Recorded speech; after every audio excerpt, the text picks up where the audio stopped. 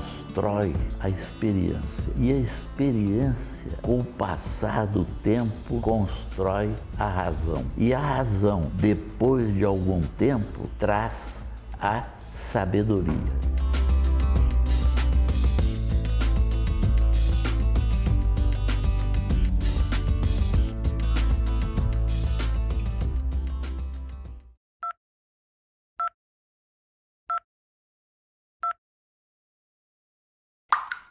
Naquela época, havia 4 ou 5 hospitais gerais. Os hospitais não tinham plantões permanentes, nenhum.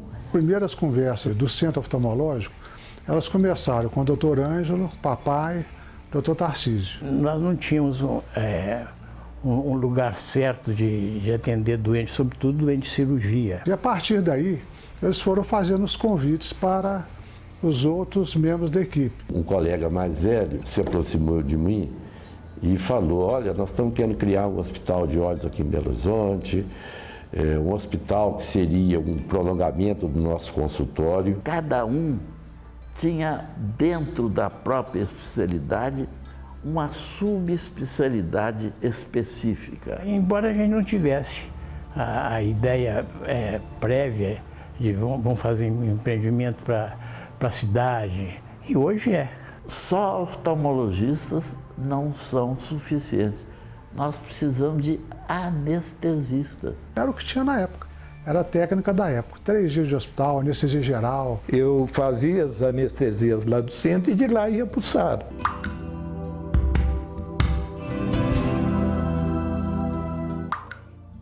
Para a presidência, seria o professor Casimiro Laborne Tavares. O diretor superintendente, o doutor Ângelo Laborne Tavares. O secretário, o doutor Creso Barbi. E o diretor administrativo, o doutor José Tarcísio de Castro. A primeira coisa que foi feita foi alugar a casa. O primeiro material cirúrgico do centro oftalmológico, papai que foi responsável por essa área. Então as macas, os mochos, os banquinhos, as cadeiras. Os aparelhos, muitos colegas levaram o aparelho do seu consultório para lá. Um fato curioso aconteceu cerca de 3 anos após a fundação do Centro Oftalmológico de Minas Gerais, que nessa época ainda dependia de um contrato de aluguel para funcionar. Logo no início das operações, os médicos compraram e começaram a pagar um lote em várias prestações que ficavam em uma avenida perto daqui, a Prudente de Moraes. A ideia era construir um novo prédio e transferir o hospital para lá. Mas um vizinho desse lote, indignado com a possibilidade de ter um hospital funcionando ao lado da própria casa, decide comprar o lote dos médicos à vista, pagando um pouco mais que o valor de mercado. Tirou da carteira um talão de cheque e disse: pois olha, eu não vou admitir que junto do meu lote se construa um hospital. O hospital foi evoluindo e logo construímos um bloco cirúrgico de melhor qualidade e fomos crescendo. O plantão lá no começo, os fundadores é que davam um plantão noturno. Santa Casa não tinha um plantão permanente, 24 horas. O federal é a mesma coisa. Se a pessoa tivesse um corpo estranho, tivesse um terçol, num finzinho da tarde, ele teria que ficar até no outro dia para procurar o médico no consultório. 24 horas por dia.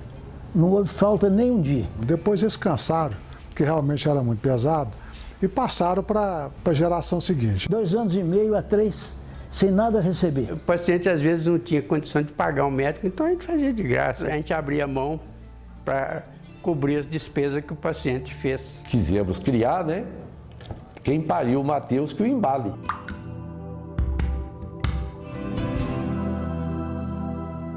Depois já veio a segunda geração, né? Então, por exemplo, o doutor Enio já teve o Jean, né? O Sandro, depois veio a Jandira também, né?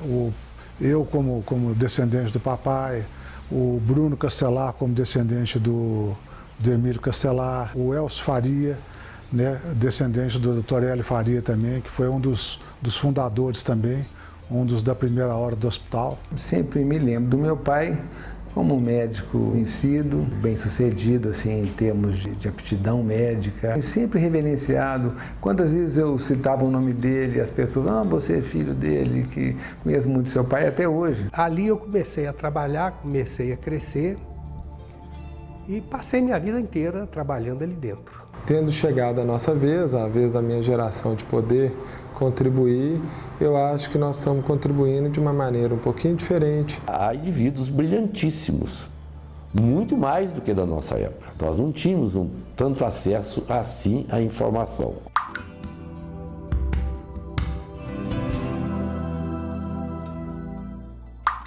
A evolução foi um negócio assim, fora do comum. A aparelhagem que existe hoje, em toda a especialidade, inclusive na oftalmologia, é muito maior. Eles são felizardos, né? Porque já encontraram tudo pronto. É uma transformação fenomenal. A técnica de hoje é completamente diferente. O resultado cirúrgico é magnífico.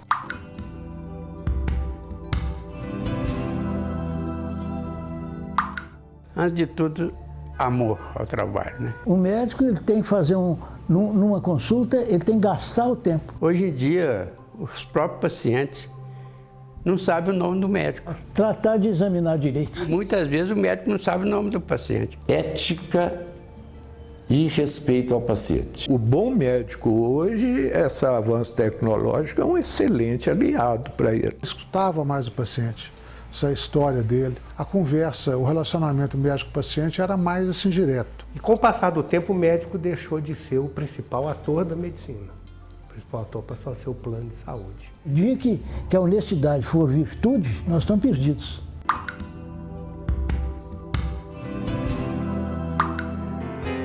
O professor que percebe que o aluno está passando a capacidade dele, ele é um vencedor.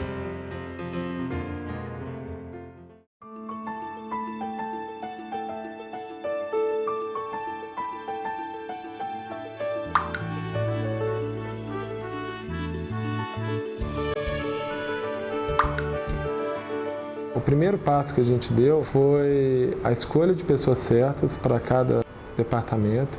O primeiro curso de gestão, 25 sócios fizeram, mais 14 funcionários. O médico resolveu se preparar para gerenciar o hospital. Administração financeira, matemática financeira, marketing, ética. Uma das primeiras coisas que me tocou foi quando um professor falou que realmente a saúde não tem preço, mas tem custo. A gente trouxe mais ferramentas administrativas. Começamos a investir na parte de tecnologia, começamos a mudar toda a cara do hospital, as pessoas começaram a realmente perceber essa mudança, a gente ter o time certo. Eu acho que hoje o Centro Oftalmológico, se eu posso ter o orgulho de falar, é do meu time. Todos que passaram deram uma contribuição muito importante ao hospital. Eu acho que o senhor está completando 45 anos, foi pela participação de todos. Cada um tem uma subespecialidade. Eu acho que unindo tudo isso em prol do Centro Oftalmológico se tornou a grande força.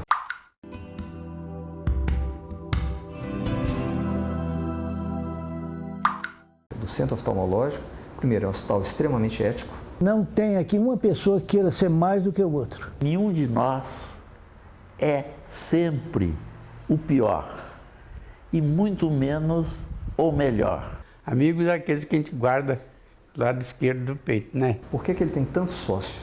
É porque todos sentem esse acolhimento, sentem esse ambiente familiar. O entusiasmo de cada um de nós está exatamente na preocupação de fazermos alguma coisa em benefício de alguém. Uma pessoa que dedicou a vida dele à medicina, eu já acho que assim, integralmente. Isso é uma história que é bonita, especialmente para os fundadores.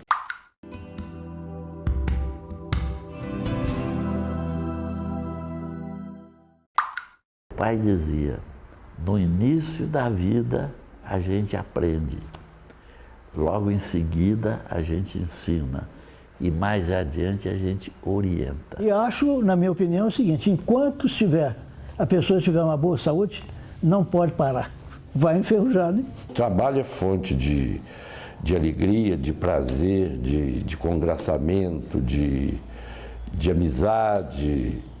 E você ganha os trocadinhos também. O meu pai, já quando eu comecei a fazer oftalmologia, ele atrasou a aposentadoria dele para poder ter oportunidade de ser meu professor na escola. Isso me arrepia até hoje. Existe profissão mais importante? De jeito nenhum. Tem muita gente que fala assim, o médico deve ser mais importante porque ele trata da vida, não sei o que tem. Não é, não. O lixeiro é tão importante quanto o médico.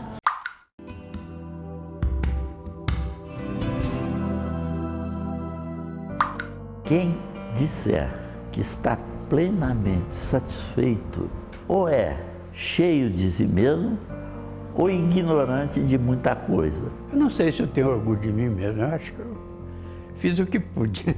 Eu tenho uma paixão pela vida. Eu acho que tudo que a gente faz, a gente tem que fazer de maneira intensa para poder valer a pena. Não tem preço, não tem dinheiro que pague. Me ajuda a acreditar mais e que realmente eu fui útil dentro da minha profissão.